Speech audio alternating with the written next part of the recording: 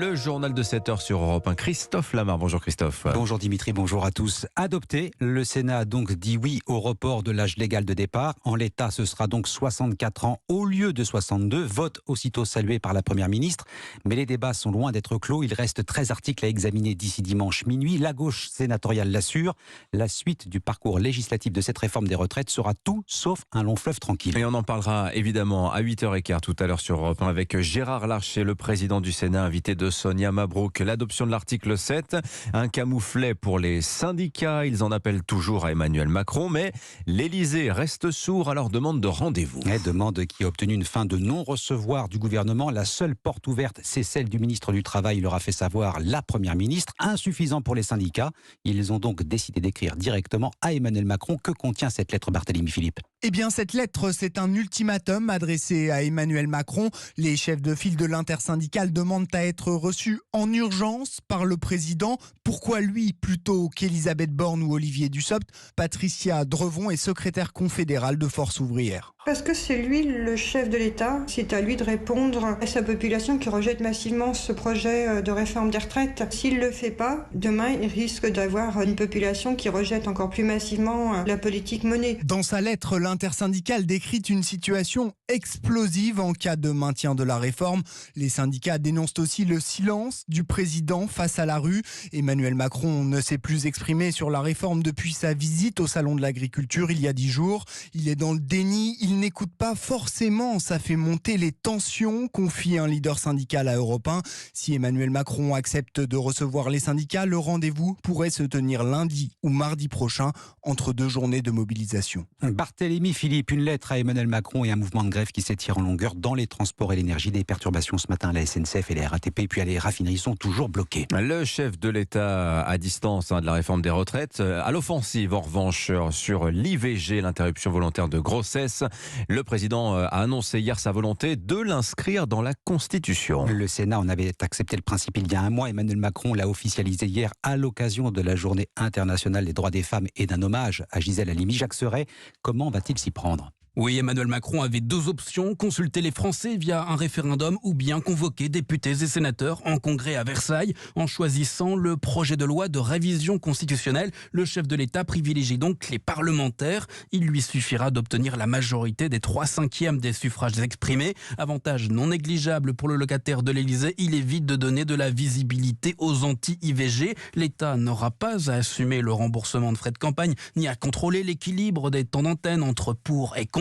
Par ailleurs, ce projet de loi de révision constitutionnelle ne sera pas uniquement consacré à l'IVG. Il est question que les statuts de la Nouvelle-Calédonie ou de la Corse en fassent également partie, tout comme une réforme des institutions avec par exemple une révision de la durée du mandat présidentiel. L'an dernier, durant la campagne, le président candidat s'était dit favorable à un retour au septennat avec des élections législatives de mi-mandat. Ce projet de loi est donc loin d'être définitivement ficelé, raison pour laquelle Emmanuel Macron a pris le soin de préciser qu'il serait préparé dans les prochains mois. Jacques Serret du service politique d'Europe 1 et après l'IVG, Emmanuel Macron se penchera sur la question de la fin de vie aujourd'hui.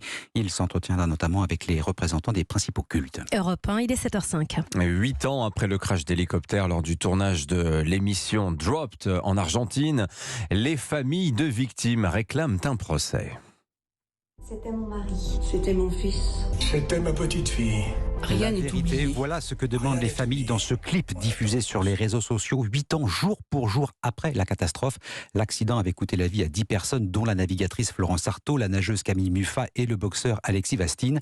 L'enquête a abouti à 5 mises en examen, mais ce que veulent les familles, David Montagnier, c'est un procès. Oui, c'est le combat de leur vie. 8 ans déjà que les familles des victimes attendent la vérité sur ce qui s'est passé ce 9 mars 2015. Valérie Guinard a perdu son mari dans le crash. Il était chef de projet de l'émission. Avec les 6 mises en examen, on attend le procès.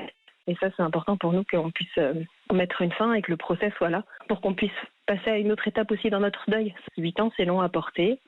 8 ans, c'est long quand on a des enfants qui ont vécu ça sur un très jeune âge et qui commencent à grandir. On a envie aussi de leur offrir une autre perspective. Leur permettre d'avoir des réponses aux nombreuses questions et zones d'ombre qui entourent le drame. Est-ce que le budget a eu une incidence sur les choix de production et sur l'obligation de sécurité pour les employeurs? Pourquoi ce plan de vol aussi complexe avec 2 virages à 180 degrés? En Argentine, les enquêteurs ont conclu à une erreur d'appréciation des pilotes. C'est désormais à la justice de trancher pour pour savoir si un procès doit se tenir ou non.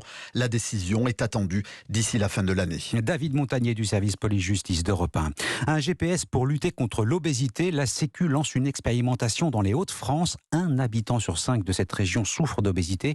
Ce programme baptisé GPS Obésité leur permet de rester en contact permanent avec des professionnels de santé. Reportage du correspondant d'Europe 1 dans la région, Maximilien Carlier. Quand Annie marche trop longtemps, elle a du mal à reprendre sa respiration. Son poids est un problème. J'ai 40 kilos de plus que lorsque je me suis mariée. Je pesais 53 kilos. Cela a pour conséquence d'avoir des problèmes d'articulation, de l'essoufflement. Pour ces raisons, cette septuagénaire s'est inscrite au programme GPS Obésité. Monique Romont, coporteur du projet. Les personnes en situation d'obésité, souvent, se sentent un peu perdues, ne savent pas où s'adresser. Donc là, c'est un GPS pour les aider. Avec notamment des interventions de plusieurs professionnels de santé, nutritionnistes, psychologues, infirmières, éducateurs sportifs et médecins traitants.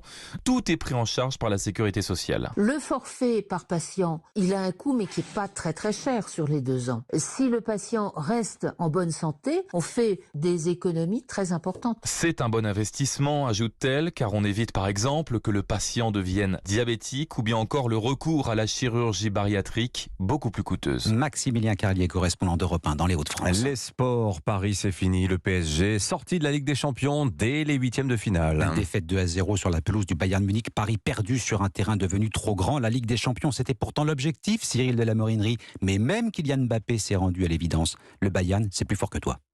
Oui, Kylian Mbappé, les yeux vers le ciel, dépité. La star du PSG et Lionel Messi n'ont pas existé. Rien ne s'est passé comme espéré. D'abord les blessés.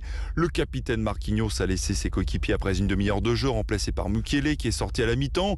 Paris a lancé des jeunes moins expérimentés comme Bichabou, 17 ans seulement. Ensuite, il y a eu le sauvetage miraculeux du Munichois De Ligt sur sa ligne après une frappe trop molle de Vitinha. Enfin, ce sont sur des erreurs que Paris s'est incliné. À l'aller, le gardien Donnarumma. Au retour à Munich, Marco Verratti 2 fois. Élimination logique. Analyse avec lucidité Kylian Mbappé au micro Europe 1 de Cédric Chasseur. Quand je l'ai dit en début de saison à ma première conférence de presse de Champions League qu'on allait faire notre maximum c'est ça, c'est la vérité. On va se remettre en question et on va retourner à notre quotidien qui est le championnat. Et le championnat c'est samedi, les Parisiens iront à Brest. La Ligue 1 comme seul lot de consolation, c'est trop peu pour ce PSG ambitieux qui a montré hier soir ses limites. Cyril de la Morinerie du service des sports d'Europe 1 et notez que l'AC Milan s'est également qualifié pour les quarts de finale aux dépens de Tottenham. Merci beaucoup Christophe Lamar, c'était votre journal. Europe 1, il est 7h09 à suivre l'édito éco. Et sans eux, pas d'ordinateur, pas de smartphone, pas d'avion, pas de voiture, pas de missile non plus. Les semi-conducteurs, priorité absolue des États-Unis. Joe Biden met 40 milliards de dollars sur la table. Nicolas Bouzou à 7h20, juste après le premier invité d'Europe 1 matin, le général Benoît Desmeulles, commandant la 11e brigade parachutiste. On va parler avec lui de l'exercice Orion qui s'achève demain soir. À tout de suite.